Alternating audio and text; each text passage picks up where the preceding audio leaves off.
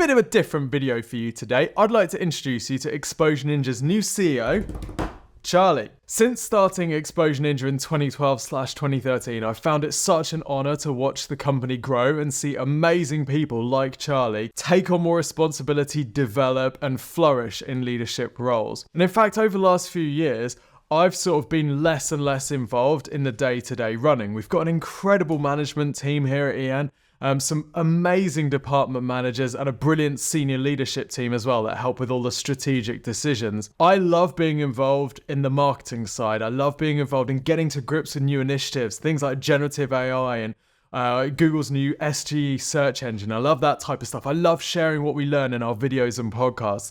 But seeing the management team and seeing the senior leadership team really run the company, it's become clearer and clearer to me that in order for EN to get to the next level, I need to pass the CEO baton on. Charlie was an obvious choice. I hired her as our first digital PR ninja way back in 2014, and she rose through the ranks. She ended up building out the digital PR department early on. She then became general manager and then COO, and now finally CEO. So in this video, I sit down with her to discuss her vision for the future. I hope it gives you a bit of a chance to get to know her, because whilst I might be the face of Exposure Ninja, you may associate Exposure Ninja with Tim. Actually, it's Charlie and the management team that have been really running the company over the years and will now continue to do more of. So where am I going? Well, I'm not going anywhere. I'm still going to be in our videos. I'm still going to be in our podcasts. I'll still be hanging around in EN, if for no other reason than this is literally my house. So I've got nowhere else to go. But I'm also going to be doing some other things as well, in particular buying some other companies, which I'm very excited about and has been something I've been wanting to do for a few years. So I should have some more news on that in just a couple of months for you. So keep your peepers peeled for that news. But right now, I'm super excited to introduce Charlie and to see her finally take on the full-on running of EN to help us get to the next level in our growth. So I hope you'll give her the love and support that you've given me. Introducing Charlie.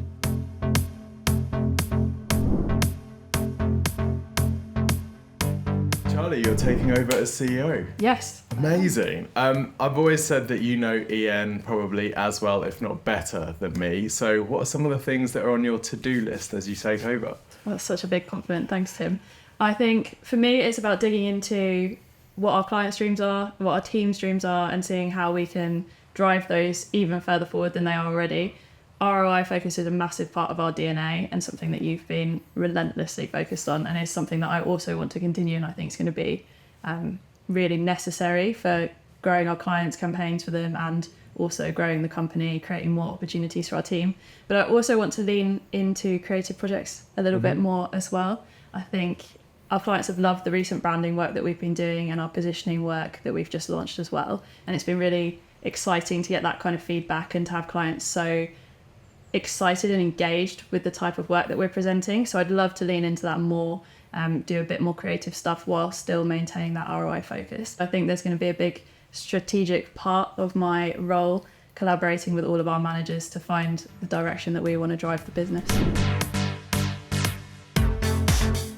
All right, Tim, I guess the question that's actually on everyone's mind is, if you're moving out of the CEO role at Exposure Ninja, what are you going to be doing with your time?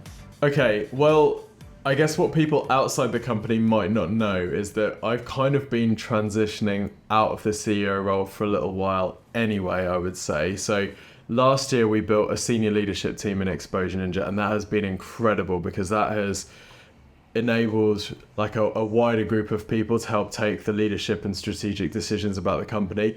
And that really reduced, basically they took the parts of the CEO job that I didn't feel I was particularly good at. And that's been amazing for me. So that really allowed me to get more involved in our marketing, to really focus on the videos and the podcasts and the stuff that I feel like I'm best at. The other thing that has been gnawing away at me for about 3 years now is, over the years, we've seen how marketing can impact and grow businesses. And this has always been our clients' businesses, but Exposure Ninja as well. And I've always had this question, what if we were marketing our own businesses? What if instead of just having clients, we also had portfolio companies that we marketed? And that has been gnawing away at me for such a long time, and finally I think I can't really ignore it anymore. So the point of handing over the CEO role is to allow me to then go and build a group of companies. So starting off in marketing and areas that we understand, but eventually broadening out into other industries that we know marketing can have a big impact on company growth. So owning lots of companies, giving lots of amazing, bright people the chance to lead and run these companies. And that's the sort of plan, really. Don't know how it's going to go. It's a new area, but I'm super energized by it and really love the work that I've been doing already in this space. So Charlie, you joined as our first dedicated digital PR ninja back in 2014. I think I remember explaining how we were going to get these links in magazine sites and news articles. You've been on quite a ride since then, sort of going from step to step to step, and now of course you're running it. What do you put that incredible progression down to? Yeah, that's a great question. It has been quite a journey from then. I remember that first task you sent me, which was writing a publicity article for a dentist based in Essex, and I was like, this is an interesting task to be given first off. It was great. What would I put it down to? I think I have a lot of grit and determination, which I think definitely helps. I've always been a bit of a hard grafter, which is probably learned behaviour, I think, from my parents are hard grafters themselves. But really, I think I would put it down to having quite a few supportive colleagues and family and friends outside of work who have always told me that I can achieve whatever I set my mind to. And I think that has really helped. But I also think, I've worked under your leadership for a long time now, and you have a very unique style that allows a lot of self-autonomy to your direct reports. And I think that that's actually been great for me to be able to have that sort of ownership and autonomy in my role every time and be able to shape it and drive it towards the goals that we've set for it. And I actually think a lot of it has been in relation to having the opportunity to do that at work and to gain, I think you gain confidence and motivation, right? Motivation keeps stacking up. So once you have one success, you're able to keep building on it. And, my career hasn't been an exponential success. I'm sure I wish it was. But there's been learnings along the way. Yeah. But I think actually just being surrounded by great people at work, great people in my personal life has been one of the key reasons that I've been able to progress through the company and through all of those different areas. That's awesome. One of the things that stood out to me, and probably part of the reason why my leadership style relies so heavily on people's autonomy, is that every time, you were given something to do, you took it on and you focused on it so diligently and you thought about the things that I wouldn't have thought about. And, I think as a leader, that gives you confidence that, this person can take anything. And I think if someone's watching and thinking, how do I move up? I think it's just about whatever task you're given, do it as well as you possibly can, go beyond what's expected of you. Yeah. And that will give your seniors confidence that they can give you more and more and more responsibility until eventually they say, look, you've outgrown me, you have it. Yeah, I definitely agree. And I think the area a lot of people struggle with is feeling like they're being pushed outside of their comfort zone, or they're given a task that they don't know. So the immediate reaction can be to just like panic, which I totally understand. I'm sure we all relate to. But actually not panicking and just going through methodically, like, how am I going to do this? What steps do I need to take? Where can I find out this information? There's almost nothing that you can't do with the right amount of time, research, resource, people to speak to figure it out, as long as you don't panic. Charlie, I've always thought you've got a really strong ethical compass. I know you do a lot of stuff outside of work as well, but inside of Exposure Ninja, you've always pushed us with our environmental impact, charitable giving, and then lately with you were quite instrumental in us becoming a B Corp. How do you think businesses should balance profitability with doing what they believe in and making sure that they leave the world a better place than they found it? It's a really interesting question, and I think a lot of people grapple with feeling like profit and doing good and caring about the world and the environment and people are almost mutually exclusive. And I think that that's the wrong way to look at it. But actually, when you're driving profit, you've got that money, those funds to invest in the areas that you care about. And I think there's very few people who go into business just only to make money without thinking about, you know, wanting to do something for the greater good. And sometimes that's a really micro thing, and sometimes that's, you know, a much more macro focused thing. And whatever it is, I think understanding the importance of having the profit to be able to invest in those areas is really important.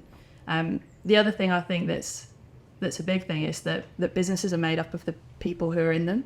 And actually those people's experiences and what they value and what they care about, if a business is functioning well, that should come through.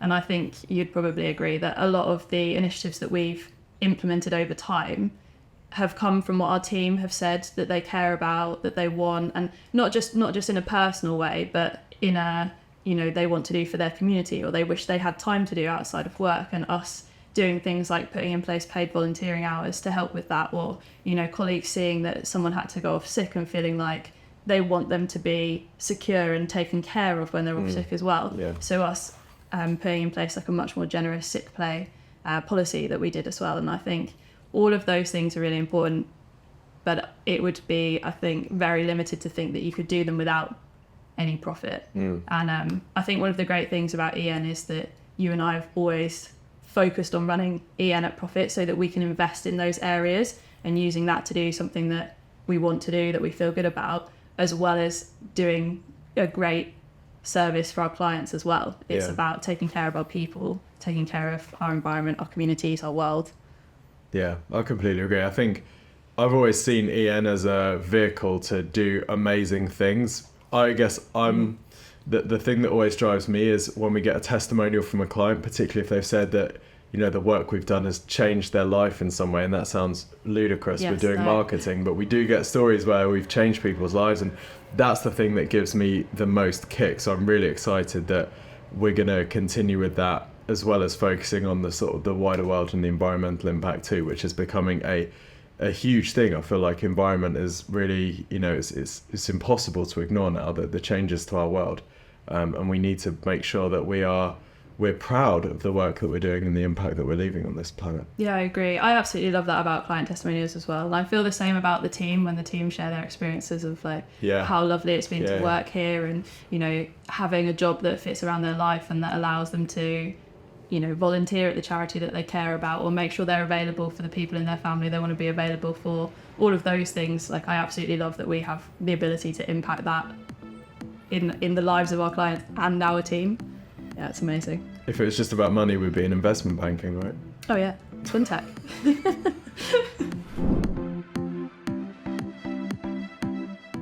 I guess the next question everyone's going to be asking is, are you still going to be on the podcast and the videos?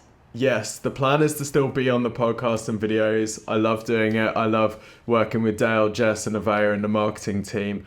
And I love marketing. I love digital marketing and sharing what we learn. So plan is to still be in the videos and podcasts. And also the plan is to still be inside Exposure Ninja. I'm not exiting. I'm not leaving. I'll still be with the team. I'll still be called upon whenever you and the leadership team need me. I'll still be involved in campaigns whenever needed as well. So I'm not leaving. I'm just spending more time on the acquisitions and group strategy stuff. That's gone great. In my head there was a universal sigh of relief that you're still going to be on the videos.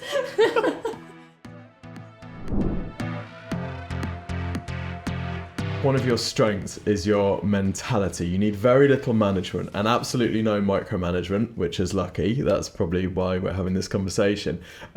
You have such high standards for yourself. You've probably always had higher standards for yourself than I could have reasonably had for you. Where does that come from? And is it something that you've worked on, or is it just something that's always been there? Because it feels like that's a real career supercharger. It's an interesting question, and I think it's something that I've always had, that intrinsic motivation and that determination to complete things that I've set my mind to. But I'm also quite cognizant that you can only complete so many things.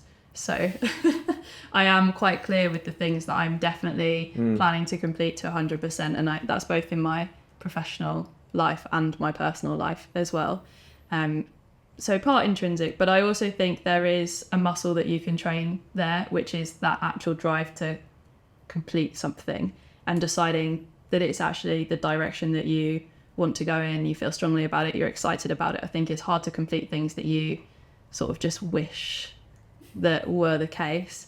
One of the great things that Ali always says is that a dream without a plan is just a wish. And I think that's exactly how you train that sort of thing, is understanding that if you're just wishing something and saying, oh, I wish this was the case, it's probably not going to happen. Yeah. But if you're actually taking practical steps to do something, then you are going to progress on it, and you will eventually get there. So a little bit of both, I think, is the answer to that question. And how do you see yourself being involved in EN and making sure that your expertise and influence is still there without relapsing back into just running things? I think I don't have a tendency to try and exert control and try and manage things. I think my tendency is to leave people to do what they want. So a lot of the acquisition stuff and the group stuff, I actually think we can learn a lot from running these companies and owning these companies, which will make us a better agency for our clients as well. I think one of the things I've observed about the marketing industry is that there's actually very little commercial awareness. Often marketers are very good at, technical SEO or building links or making videos or making social content, but they don't understand how that fits into business growth and how that can contribute to growth. And I think just the fact that Exposure Ninja, we have always grown through digital marketing. We don't rely on word of mouth. We don't rely on referrals. And that's really unusual in our industry. Very, very rare that a marketing agency is actually any good at marketing themselves. So I think that doing this stuff will make me a better marketer, and then feeding in all the lessons that we learn along the way and working with the teams or sharing what we've learned in videos. I think we can add a lot to our knowledge and our commercial awareness through this process, which will make us a better agency as well. Yeah, sounds amazing. Charlie, you're a woman. I am. And obviously being a woman CEO, have you ever felt that being a woman has held you back in your career at all? And what would you say to other women who maybe look up at typical CEO roles and it's usually a man? It's a really difficult question, and it's really strange because whether I feel like it's impacted me, sometimes yes, sometimes no. But really the answer is it's very hard to tell because I have just one solo experience, my experience. But we would know from the data that it must have. Like on average, women get hired less, they get promoted less, they get paid less than their male counterparts. And it will be the same for the transgender community as well. Potentially even worse, but we don't have such good data on it. So we could say yes, but I also think that in many ways I'm very privileged as well. Like I'm obviously a white woman. I grew up in the south of the UK. I went to good schools and I've had a really supportive and amazing family, but particularly women around me as well that have allowed me, I think, to be more confident and believe in myself more than perhaps other women would have done in different situations. So I think that's really helped. But I also think a really big thing is that I have worked for an open-minded company, Exposure Ninja, for 9.5 years, which is, I've stayed there because of the opportunities that I've had and because I haven't felt like I've been held back in my career. If anything, I feel like I've been pushed along in my career, both by you, but also by really supportive colleagues. And I mean that across other managers, people who've been senior to me, and the team I work with directly as well. So that's been honestly a wonderful experience. In terms of looking at the number of men in C-suite and CEO positions, and what I would say to other women is, like, I know how you feel. It's a really strange mix of feelings of one being so determined that you're like, this isn't right. I would want to take on a role if you had the opportunity. I'm sure a lot of women feel it. They'd want to take on a role, partly just because of how saturated that is by men, and knowing that to instigate change you would need to move into higher positions in order to do so. But I also think there's a nervousness about doing something like that, about taking on a higher role, knowing that it's a very male-dominated space, but also being aware that when people are still polled now, the research shows that they just automatically think men will be better CEOs than women.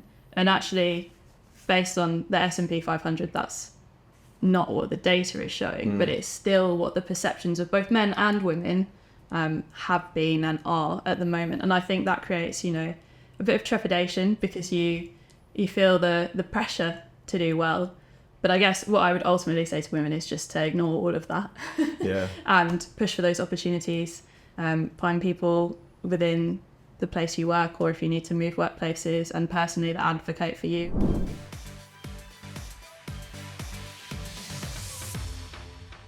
So there you have it. Now you can see why I was so keen for Charlie to be CEO of Exposure Ninja. Feel free to go and find her on LinkedIn if you want, exposure.ninja/Charlie, and drop her your comments of support underneath this video. Until next time, see you soon.